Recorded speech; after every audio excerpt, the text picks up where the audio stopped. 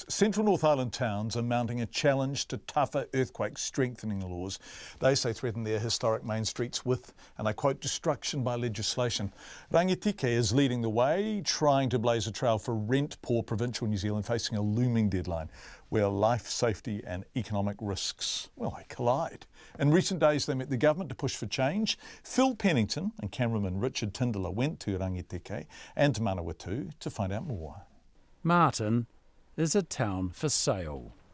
At the intersection of Broadway and Follett Street, 3 of the 4 buildings are empty. Low rents and high costs to fix earthquake-prone buildings within a 15-year deadline are putting buyers off.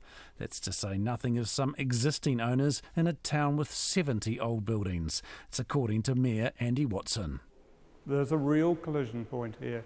There are some businesses that are taking the stance, if you like, of we'll see out the 15 years and throw the keys at the council building as we close the shop. Have they told you that? There are some businesses that have said that that's what they're faced with.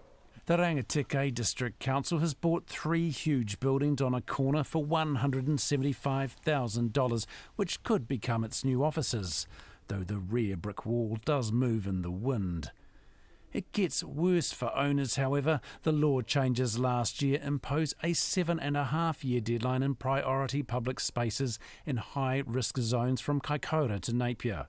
Rangitikei's response is not to introduce a priority zone at all, says Deputy Mayor Nigel Belsham. After consultation and talking with a number of business owners, that was like tightening the noose around their neck by reducing it down to 7.5 years. So we've given them some breathing space as far as we can under the current legislation and said, look, let's have some time to think about and work forward through the issues. You're the first council to test that legislation in this way, is that right? That's correct, yes, and there is a number of councils, I believe, that have looked at what we've done and potentially thinking of following our footsteps. Now 3 neighbouring councils, Manawatu, Tararua and Whanganui, have joined with Rangitikei and met with the Building Minister Jenny Salisa in recent days to push for a slower track for the provinces. But Manawatu needs to know soon if it can afford to delay its public consultation over a priority zone, due in 3 weeks. In Fielding, veteran clothes retailer Kerry Gracie is one who's considering walking away. Well, I'm the age now where, say, to spend hundreds of thousands of dollars on my building without getting a new tenant in, to recoup some of that money, I just can't afford to do that. Another casualty among the town's 80 or so historic buildings could be the venerable Fielding Hotel, where owner Dave Wiseman says he might simply board it up.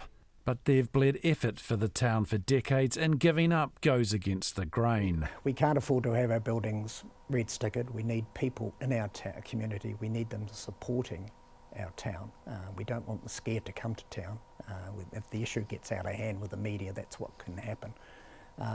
I think it's important to keep some buildings that are heritage, that are worth saving.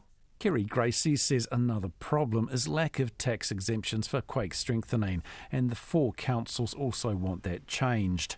Martin historian John Vickers says the town's once grand post office, built in 1925, shows what's at stake.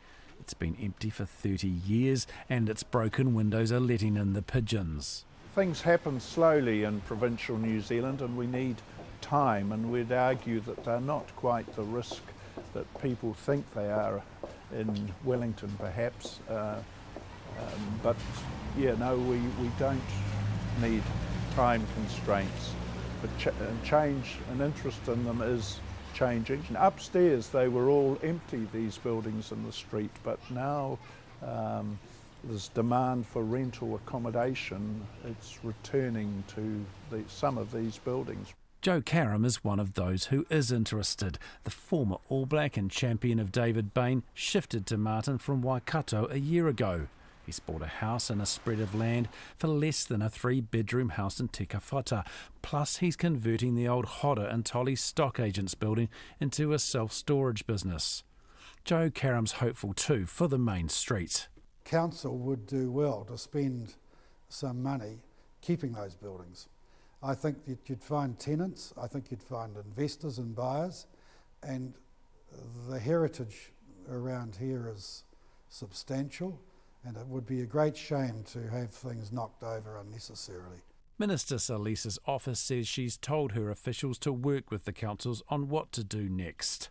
For Checkpoint, Phil Pennington.